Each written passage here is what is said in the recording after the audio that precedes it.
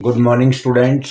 आज आपके सामने क्लास 11th इंग्लिश हॉर्नबिल का chapter we are not afraid to die, हम मरने से नहीं डरते, if we can all be together, अगर हम सभी एक साथ हों। ये चैप्टर बाय गॉर्डन कुक द्वारा लिखा गया है। आज इसकी समरी और टॉप 18 क्वेश्चंस आपको देने जा रहा हूं। तो सबसे पहले we are not afraid to die if we can all be together की समरी के बारे में बात करते हैं। The summary explore themes of courage. इस लेसन की जो समरी है वो बहादुरी, relations and strength of family bonds की परिवार के अंदर किस तरीके से आपस में बहादुरी और मजबूती रहती है in the face of adversity.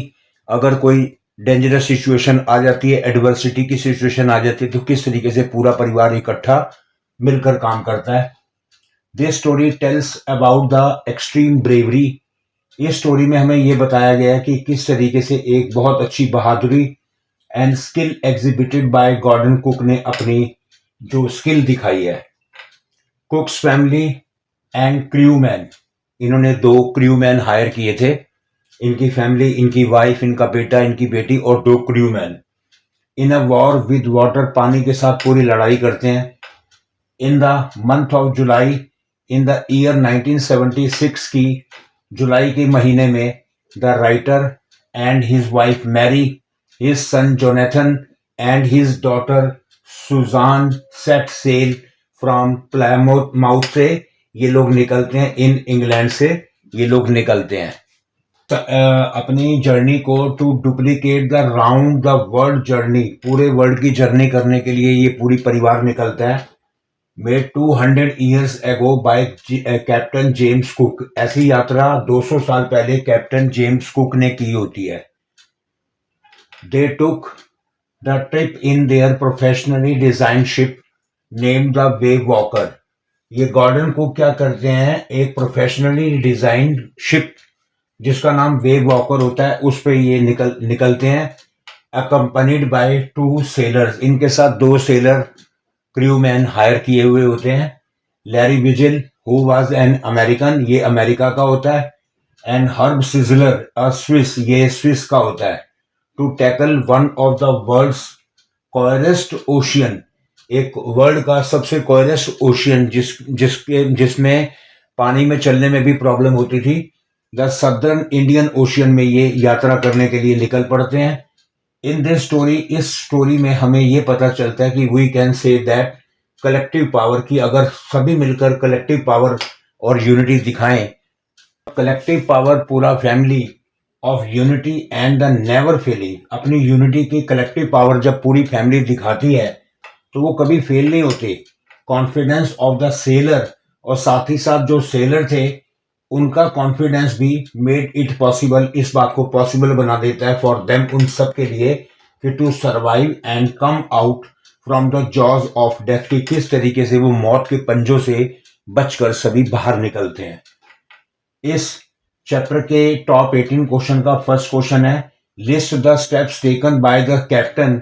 Captain ने कौन से स्टेप्स उठाए थे। First part, to protect the ship when rough weather begin, जब रफ वेदर स्टार्ट हुआ तो कैप्टन ने कौन से कदम उठाए शिप को प्रोटेक्ट करने के लिए। और सेकंड पार्ट है, to check the flooding of the water in the ship, ship में जब पानी भर जाता है तो उस पानी को बाहर निकालने के लिए कैप्टन ने कौन से कदम उठाए। क्वेश्चन सेकंड है, describe the mental condition of the voyages on the 4th and 5th जनवरी, 4 और 5 जनवरी को वॉयजेस जो ये यात्रा कर रहे थे, इनकी मेंटल कंडीशन कैसी थी। Question 3, What difference did you notice? आप इस चैप्टर में क्या फर्क नोटिस करते हैं between the reaction of the adults and the children when face with danger. आपने इस चैप्टर में क्या डिफरेंस, क्या फर्क नोटिस किया है कि अगर कभी खतरा आ जाता है, कोई डेंजर फेस करना पड़ जाए, तो एडल्ट का और बच्चों का रिएक्शन कैसा होता है। Question 4, What did the narrator plan to do? Narrator ने क्या प्लान किया। What preparation did he make for it, इसके लिए उसने क्या तैयारियां की, कितनी समय पहले से तैयारियां शुरू कर दी थी। Question 5, describe the boat which was made for undertaking the voyage, इस यात्रा के लिए जो बोट बनाई गई थी स्पेशली प्रोफेशनली, उसको डिस्क्राइब करो। Question 6, when and with whom did the narrator begin his voyage, narrator ने अपनी यात्रा कब और किसके साथ शुरू की थी।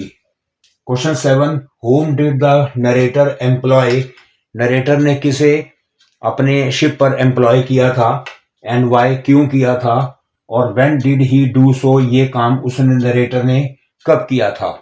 Question 8, how did they celebrate the Christmas holidays, बताओ पूरे परिवार ने क्रिसमस हॉलीडेज कैसे सेलिब्रेट की थी, शिप पर ही। Question 9, how did the weather change on January 2 को, मौसम कैसे चेंज हुआ, हाउ डिड दे फील, उन सबको कैसा महसूस हुआ।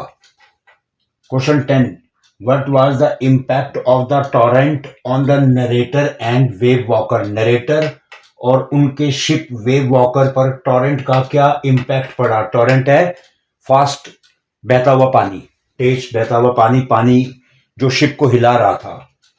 Question 11, how did the narrator manage to survive through the attacks of subsequent waves, जो बार बार वेव्स उठ रही थी, नरेटर ने उनसे सर्वाइव करने के लिए अपने आप को कैसे मैनेज किया।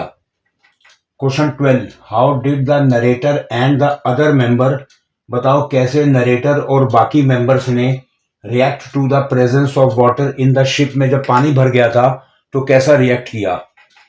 Question 13, what problems did the narrator face, narrator को क्या प्रॉब्लम फेस हुई थी during the night of January 2, 1977 की जनवरी 2 को रात को क्या प्रॉब्लम फेस हुई थी। 14, justify the title we are not afraid to die if we can all be together, हम मरने से नहीं डरते अगर हम सभी साथ हों, इस चैप्टर का टाइटल स्पष्ट कीजिए, जस्टिफाई कीजिए। Question 15, I didn't want to worry you when you were trying to save us all, said Sue, Sue ने ये स्टेटमेंट कही थी। What has happened to her, उसका क्या हुआ था, उसको एक शिप में फॉरहेड पर चीज लग गई थी जिससे उसका बम पड़ गया था, सूज गया था। Question 16, how did the little Jonathan, छोटे बच्चे जोनाथन नरेटर के बेटे ने रिएक्ट कैसे किया टू द डेस्परेट सिचुएशन को देखकर, they found themselves in on 5 जनवरी को, बताओ लिटिल जोनाथन ने कैसा रिएक्ट किया उस डेस्परेट सिचुएशन को देखकर। Question 17, why do you think, आप ऐसा क्यों सोचते हो, did the narrator call Ile Amsterdam the most beautiful island in the world, बताओ आप ऐसा क्यों सोचते हो कि नरेटर ने ये बात कही थी कि आइल एम्स्टरडैम जो है वो वर्ल्ड का सबसे ब्यूटीफुल आइलैंड है। वेरी इंपॉर्टेंट क्वेश्चन है।